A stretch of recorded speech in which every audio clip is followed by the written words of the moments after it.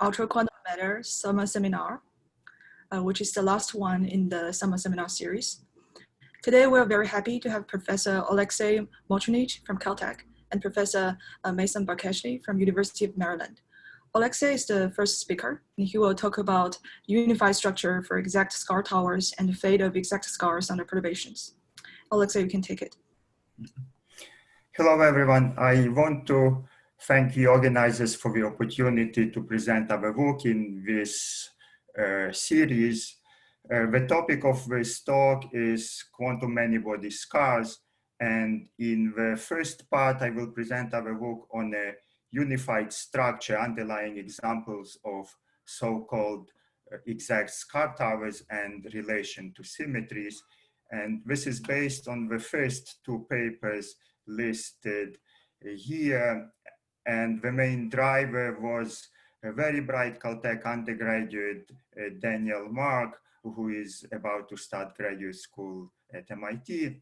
And in the second part, I will present our story on the fate of exact scars under generic perturbations. And this is based on the third paper listed here with my which was primarily driven by my former excellent graduate student Cheng-Zhu Lin in collaboration with Anusha Chandran. I think this audience is very advanced, and I do not need to review ideas of thermalization in quantum many-body systems and eigenstate thermalization hypothesis. In fact, in this seminar series, you have already seen these reviewed in excellent talks by Abhinav Prem and Zhicheng Yang, who also provided very nice reviews of quantum many-body scars. I will just have two slides on the discovery of scars to help make connection with other talks you have seen, and also to define scars. So this slide shows the key figure from the Harvard experiment that effectively started this field. The system is 51 Rydberg atoms arranged in a 1D chain in the regime of nearest neighbor blockade. The dynamics wants to coherently flip between the ground and excited states of each atom, and this model with the constraint is now called PXP model. In this experiment, the system is prepared in a specific initial state 1010, and then evolved under the PXP Hamiltonian. Now, this initial state with respect to the PXP Hamiltonian is effectively at infinite temperature, and one would expect it to thermalize very quickly. However, instead, the experiment found long-lived oscillations in observables, which was quite unexpected in such a large system. Proposed explanation came from beautiful papers by these authors, who also coined the term quantum many-body scars. They examined the individual eigenstates of the PXP model and noticed that the specific initial state had anomalously large overlap with some towers of special states, with almost equal energy spacing matching the oscillation frequency in the experiment. These special states also stood out dramatically in typical ETH characterizations demonstrated here from these papers. So ETH states that all eigenstates with the same energy look the same from a point of view of local observables, while these special states had expectation values different from the typical thermal expectation values in this system.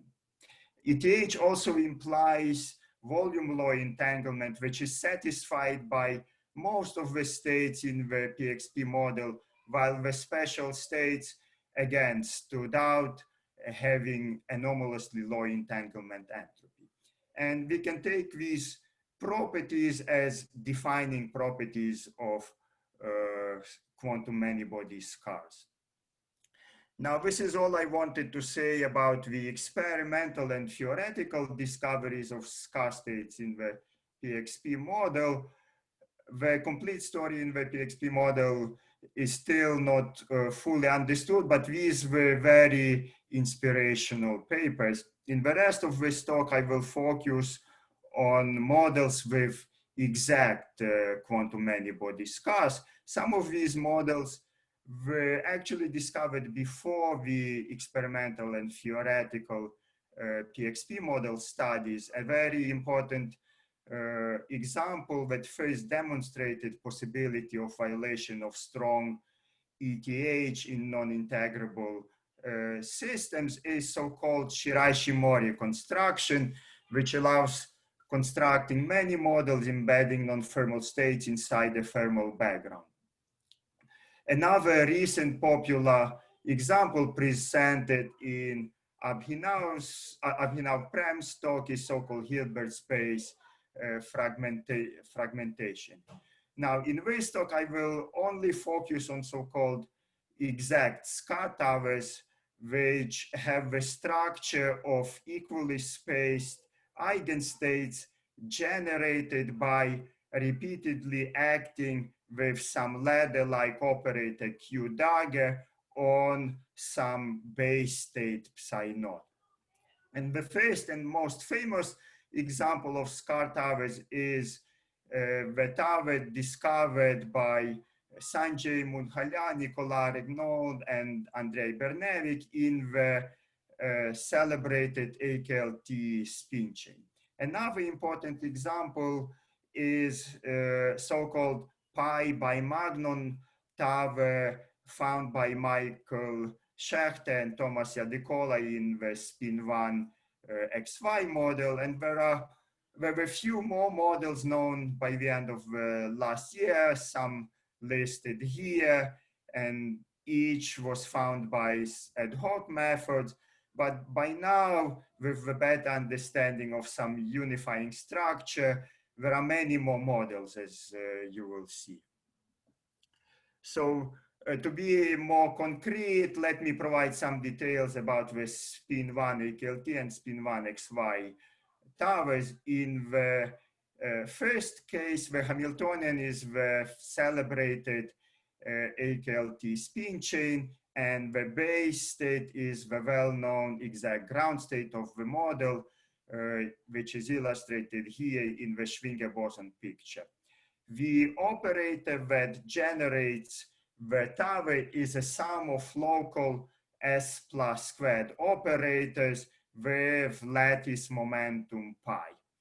Using fairly complicated dimer scattering rules in the Schwinger boson picture, Sanjay and collaborators proved that these states are indeed eigenstates with energy En equal to 2n.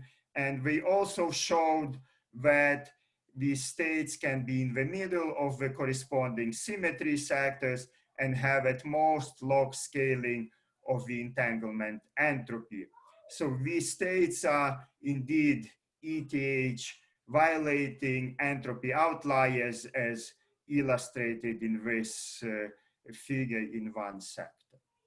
The second example is the spin-1 XY model. For simplicity, one can think about 1D chain with nearest neighbor XY interactions, but this model actually has scars on any bipartite lattice. The model also has on-site terms, and the more important of these is the uniform field term here as Z. The base state has all spins pointed in the -1 direction. The operator that generates the tower is actually the same as in the AKLT case. Here it acts on the specific ferromagnetic state and was called pi momentum bimagnon operator. And Schechter and Jadekola showed that these states are eigenstates with energy splitting set by the field. And the original proofs were easier than in the AKLT case, but still somewhat involved. And again, these states can be in the middle of the corresponding symmetry sectors, and they have log scaling of the entanglement entropy and are very visible as entropy and outliers in this illustration from their paper. I will now describe our unified proofs for exact scar towers. They rely on the following simple theorem. Suppose we know one eigenstate psi naught with energy E naught, and consider the set of states generated by repeated application of Q dagger onto this state psi naught. And suppose that Q dagger has the property that the commutator of H and Q dagger equals omega Q dagger plus some other operator A. If A is 0, we would call this spectrum generating algebra, which is usually related to some symmetry in the Hamiltonian. Now, if A is not 0, the symmetry is absent. However, if A is special in that it annihilates the space of states in this tower, while it connects in any way outside of this space, this is already enough to show that psi n are eigenstates of the Hamiltonian with energy E0 plus n omega. Okay. For the specific models like the AKLT chain and the spin 1 xy model, it is easy to calculate the corresponding operator A, which is non-zero, and it turns out that it is actually much easier to prove that this A annihilates the tower than to prove directly that these states are eigenstates of H, as was done in the original papers. Roughly, what is happening is that the operator A inherits quantum numbers from Q dagger, and it's a sum of two-side operators that raise the spin by 2 and are odd under bond inversion. And these conditions quite strongly constrain the structure of A, which turns out to be much easier to use in proofs. So let me illustrate how this works in the spin 1 xy by Magnon tower. The non-trivial part is that these states are zero energy eigenstates of the xy interaction on each bond. We can easily calculate a commutator of this interaction with Q dagger and find this expression written using Cat-Bra notation in the SZ basis. What is important about this expression is that all bras here have one of the spins in the SZ equals 0 state. Now, the states in the pi by Magnon tower have all local SZs either -1 or +1, because we start with all SZs -1, and S plus squared can flip it only from -1 to +1. Hence, these states are trivially annihilated by this commutator, and this completes the proof. Now, for the AKLT scar tower, I will only flash the slide to show that the commutator proof is not much more difficult than in the XY case and still fits on one page. The key step is still just calculating the commutator on a bond, expressing it in a convenient basis, but I will not go through details. Here, I will only mention that using this method allowed us to immediately find a large family of models that share the same scar tower with the AKLT chain. And this result was also obtained independently by Sanjay and collaborators using NPS-based techniques. Now I want to turn attention to relation between this commutator method and symmetries. I have mentioned that when A is equal 0, the commutator structure is often referred to as spectrum generating algebra and is usually related to some symmetry.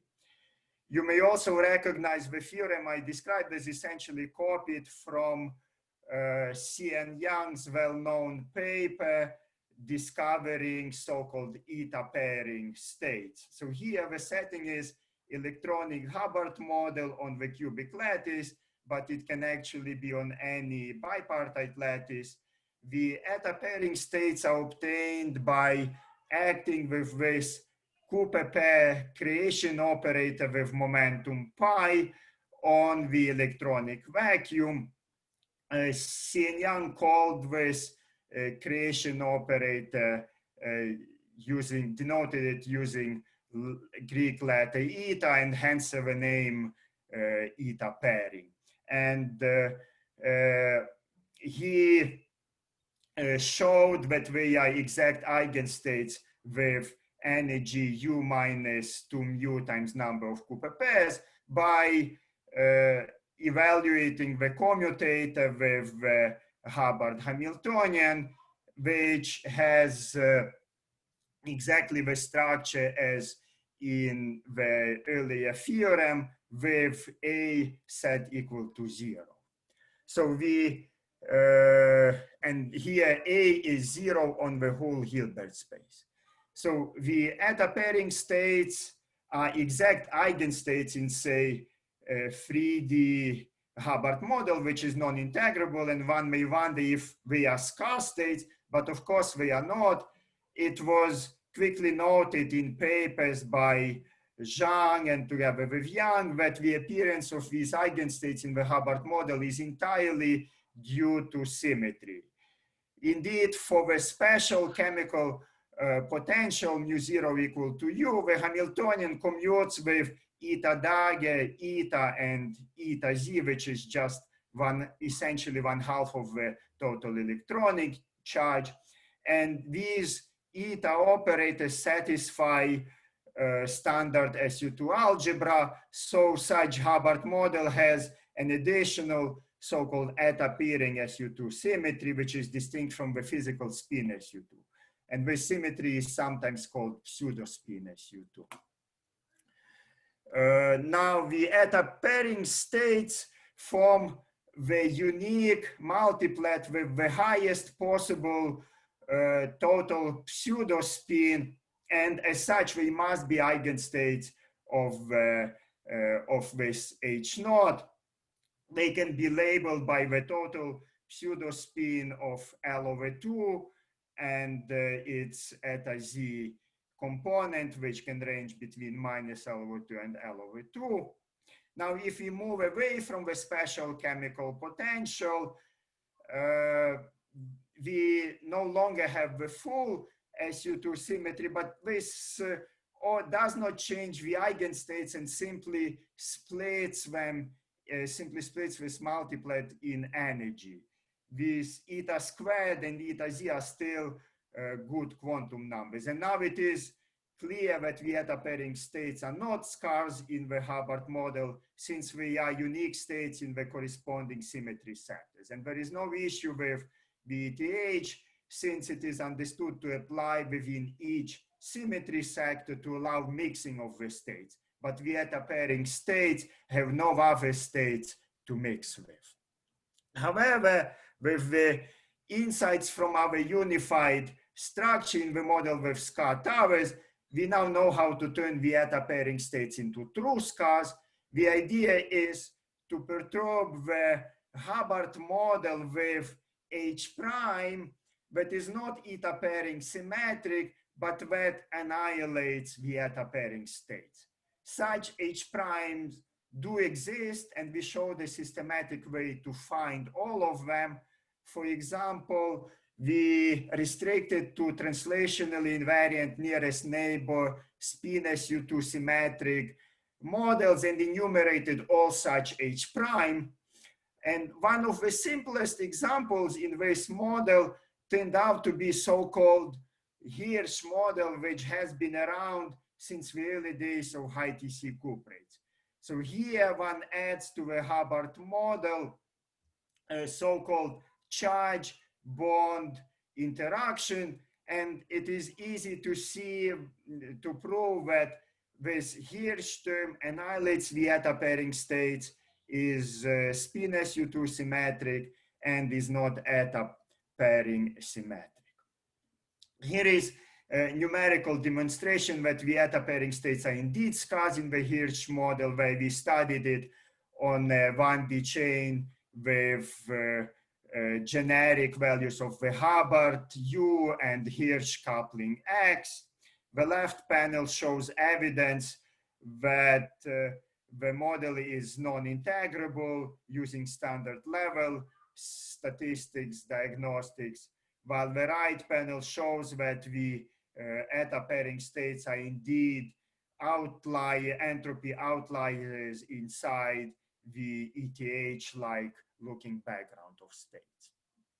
Based on this example, we now see a general recipe and can come up with many more examples of scar towers as follows. Start with the Hamiltonian H0, which has some symmetry and the symmetry dictated multiplet, which can be equally spaced in energy by a field-like term. We then look for H prime that breaks the symmetry, but that annihilates the selected multiplet, and this multiplet then becomes scar tower. The spin 1 XY model can described earlier can be completely understood in this framework as well, where we can write it in terms of such H0 and H prime with respect to a pseudo-spin symmetry generated by the ladder operator Q dagger. Other examples that we considered include K equals 0 by Magnon tower in spin 1 models, K equals 0 K equals 0 eta-pairing states, electronic models. Another interesting example we found starting from physical spin SU2 symmetry is ferromagnetic multiplet in spin 1/2 models with Heisenberg plus uniform Zeloshinsky-Moriah interactions, including models used to describe triangular antiferromagnets, cesium copper chloride and cesium copper bromide, and Kagome antiferromagnet Herbert-Smithite. I will not describe this here, but can mention a few words about them during questions if there is time. Instead, I will conclude this part by mentioning that there have been several very nice recent works continuing on the topic of symmetries and scars, which are listed here, and which provide interesting new perspectives and latest recipes going beyond the simplest SU2 case. Now, in the rest of can I ask you a quick question? Yes. In your previous slide, so these are all 1D systems, or I mean, can you comment on the dimensionality of this? For construction is not restricted to 1D. Most numerical demonstrations are usually in 1D because you need full spectrum, but this construction is not restricted to 1D. It can be in any dimension. Okay.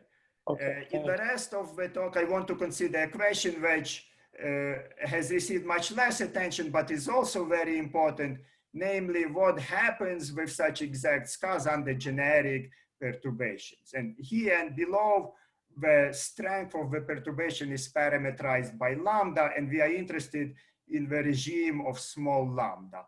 And from the outset, I want to say that we want sharp qualitative results that are valid in the thermodynamic limit. And I will describe two such results we obtained with Chengzhu and Anyusha in this paper. So the first result is a sad one. We concluded that at the level of individual eigenstates in the thermodynamic limit, the exact scars immediately destroyed for arbitrary small perturbations. This is sad because if you want to ask sharp questions for infinite systems, it appears that at the level of individual eigenstates, one needs to perfectly fine-tune the models. However, the second result is a happy one. We showed that in specific quench experiments, the non-thermal signatures of scars in physical observables persist for times that can be made parametrically long for small enough perturbations. And this is true for infinite systems. The argument for the loss of scars at the level of microstates is very simple. It basically compares the matrix elements of the perturbation V that are trying to hybridize the scar state with the thermal states and the many-body level spacing. The latter, of course, scales inversely with the Hilbert space dimension, which itself grows exponentially with the system size.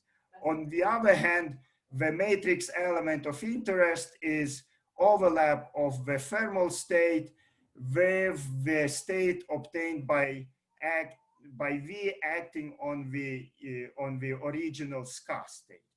This right-hand side is some fixed vector in the Hilbert space, and coming from the sky, it is not a typical vector. However, this does not matter much since the thermal state on the left-hand side is by ETH essentially a random state, and its overlap with any fixed vector is expected to scale as 1 over square root d. So for large enough L, the matrix elements are much larger than the level spacing, and the hybridization of the scar state with thermal states appears unavoidable. While this is not a completely rigorous argument, it is very hard to imagine how this scaling for the overlap with the thermal state on the left-hand side is not correct qualitatively. And we actually verified the scaling numerically in several models. And here is one example in spin 1 XY chain perturbed by a Z interactions, where this overlap follows this 1 over square root d behavior very closely. Now, if we immediately lose scars at the level of microstates in the thermodynamic limit, can we ever observe the signatures in generic systems that are not perfectly fine-tuned, in particular in experiments? And you can suspect that the answer is yes, since this whole field started with the experiment.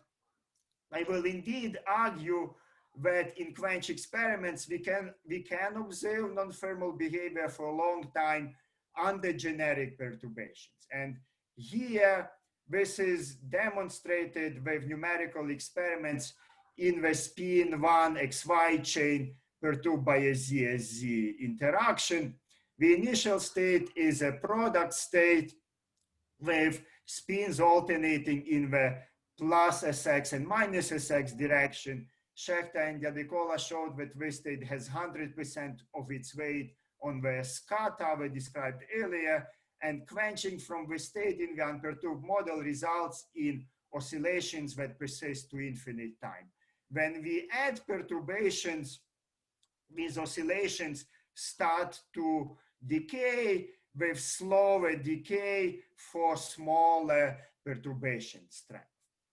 Now, this illustration is for a chain with only 8 spins, and one may worry if these features of slow thermalizations will persist for larger sizes. And in our paper with Chengzhu and Anusha, we proved this rigorously working directly in infinite systems. The complete proof is essentially these 3 lines where we bound the rate of change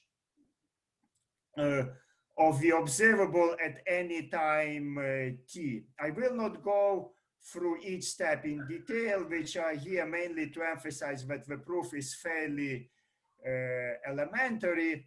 Basically, we use Heisenberg equation of motion for operators. In one step, we use the fact that the initial state is eigenstate of the unperturbed Hamiltonian.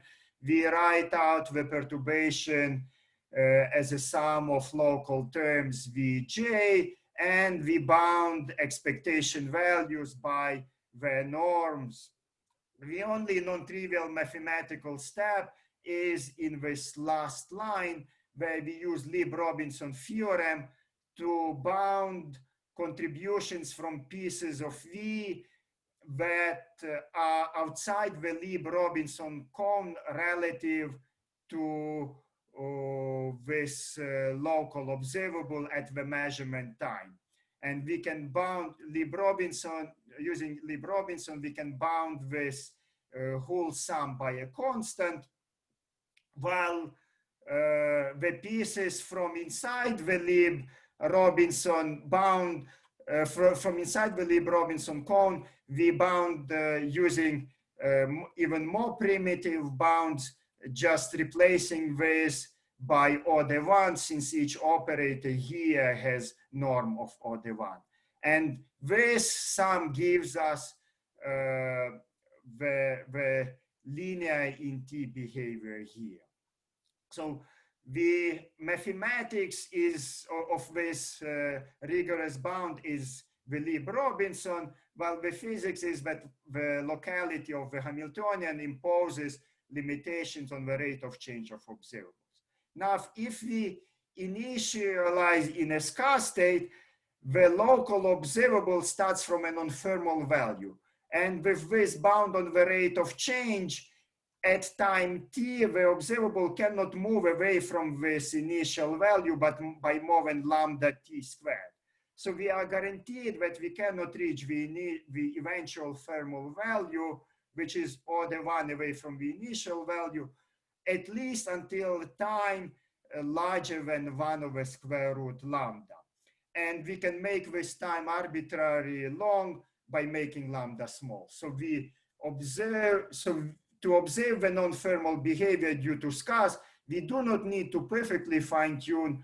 We just need to tune close enough to the exactly scarred Hamiltonians. And here is summary slide and some immediate open questions. In the I'm sorry, Olexei. There's a question from Rudro Biswas. Rudro, do you want to unmute yourself? Hi, Alexei. I could have asked my question at the end of the talk. This is regarding the first half of your talk, which is that, do you know of any constructions like the one you made to prepare scarce states in the first half of your talk in continuum systems? So I do not know about continuum systems, but in lattice systems, so these scarce states, these scarce towers can actually be compressed into a finite bond dimension MPS state. And the finite bond dimension MPSs are morally preparable in laboratory. So just like product state in the in the Harvard experiment was prepared in laboratory, we can imagine that finite bond dimension states can be prepared in laboratory. Okay, thank you. So in the summary, in the first part, I showed that many scarce towers can be understood in a unified way, and the mechanism in many cases can be viewed as a particular removal of symmetries. I mentioned many examples, including in realistic condensed matter models that we did not just invent, but that people studied long before us for materials reasons, like the electronic Hirsch model or the spin 1/2 Heisenberg plus Dzeroshinsky-Moriya model. One question here is whether one can think of condensed matter experiments that could detect scarce physics. Since unlike cold atoms, we cannot do usual dynamical quench experiments in materials. Another question is looking for an even larger framework that could encompass all scarce systems, not just the ones related to symmetries like in this talk, but also including general Shiraishi-Mori construction, fragmented Hilbert spaces, the enigmatic PXP model, and other examples. In the second part, I showed that the scars are lost as individual eigenstates under generic perturbations, but their signatures can be still observed for parametrically long time. This rigorous bound giving the 1 over square root lambda divergence used only locality and non-ETHness of scars. And natural question here is whether one can improve on this bound in general, or perhaps by using additional information about the structure of the scars in specific cases. And lastly, one can envision possibility of characterizing perturbations by how quickly they destroy scar signatures, and one can also wonder if, conversely, one can classify scars by how they respond to perturbations, kind of bringing these two parts together. And with this, I want to thank everyone in the audience, and I want to once again acknowledge my collaborators for their work on this project. Thanks for the very interesting talk. We have plenty of time for questions. Can I ask a question? Sure. When you talked about the effect of the scars on the perturbation, you used the Lieb-Robinson bound. I think Lieb-Robinson bound requires unitarity. Suppose the system is coupled with thermal bath, so that the dynamics of the system itself is not unitary. How much do you think the conclusion will remain or change? I haven't thought about systems coupled to baths, and I cannot answer this. I would not speculate on this. Everything in this talk was closed quantum systems. Okay, thanks. Can I ask one more question?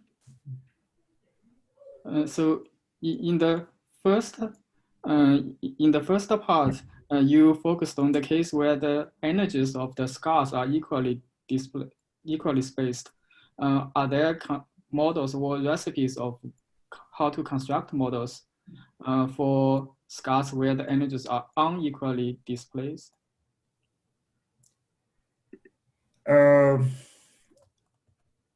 It's probably not difficult to come up with such models. So for example,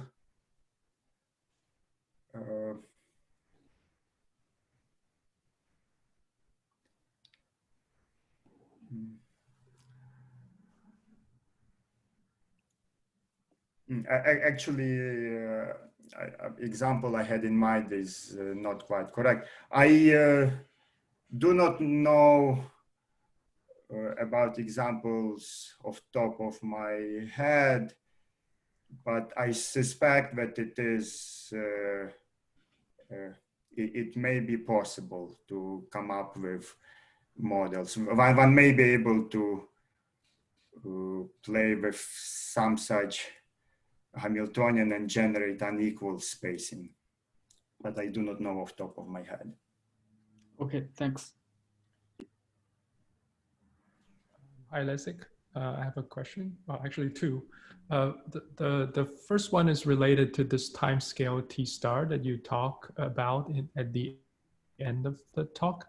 I just want to get an idea how much of enhancement of time scale that is. Suppose I start with a not like a Hamiltonian with no scars whatsoever, but gamma naught is just an eigenstate. And then I would expect things to change slowly if lambda is very small, right? So, but that I would estimate the time scale as 1 over lambda instead of 1 over square root of lambda.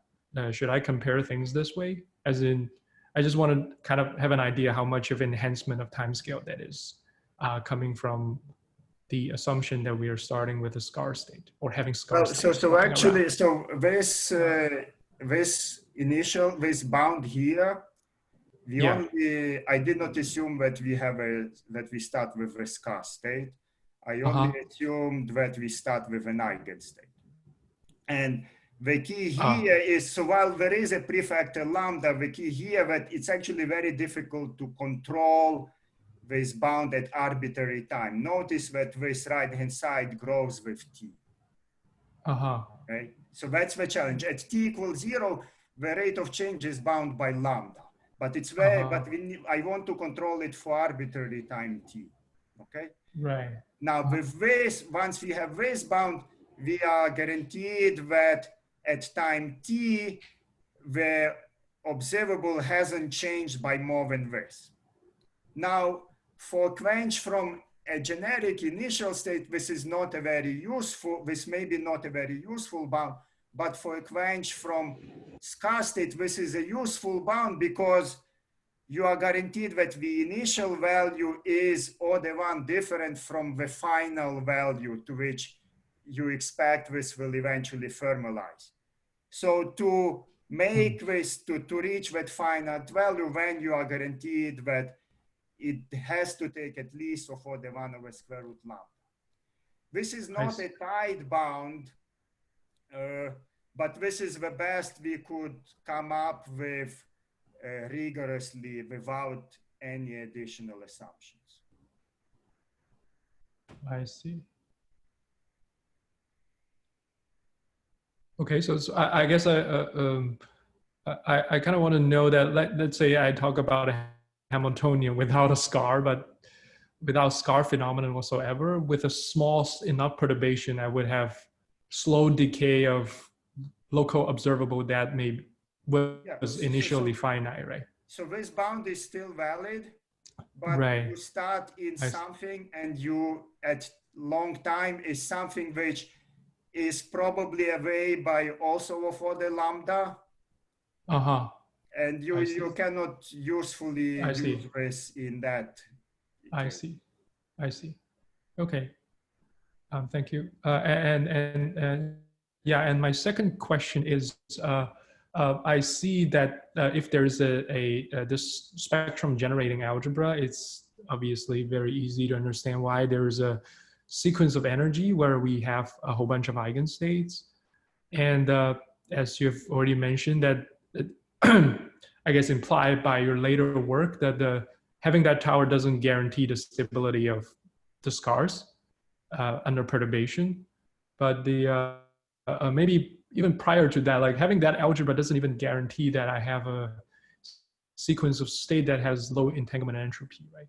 That is not guaranteed by the algebra. So it turns out that in all examples that we know, that if you start with, in all examples that we know, the entire tower can be compressed into finite bond dimension state, where the specific states in the tower are like slices at some quantum number through that MPS. And this slicing procedure can be implemented with MPO, and one can prove that these states have at most log entropy.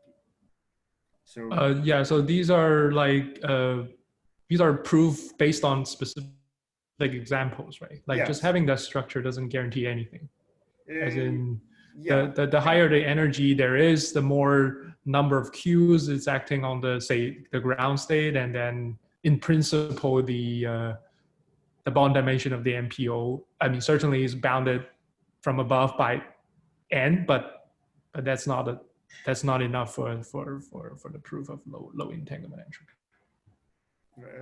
That's probably true, but in all examples that we know of, including many more examples here, this is true. I see. Okay, thank you. Yeah, let's take one more short question. So, Leszek, I had a question about the PXP model. So can you use the spectrum generating algebra to understand the PXP model, or some related model which would explain what is seen in PXP, or is that still a mystery? I think you called it enigmatic somewhere. So it's still a mystery. So these eigenstates are not equally spaced in energy, but almost equally spaced in energy. And there is, in the original works, these authors constructed approximations to, very good approximations to these eigenstates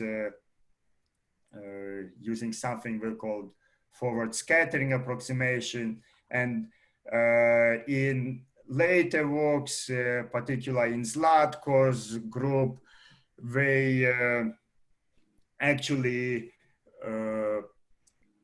try to perturb the PXP model to some nearby models where these FSA-like states become more and more accurate approximations to the eigenstates. But in the PXP model, these are not exactly known. But maybe some nearby, maybe PXP is a small perturbation of some nearby model like that. Right. But that's not quite nailed down yet, I guess. Yeah, but it's not fully understood yet. Right. Thanks. Let's thank Olexei again and move on to the next session. The second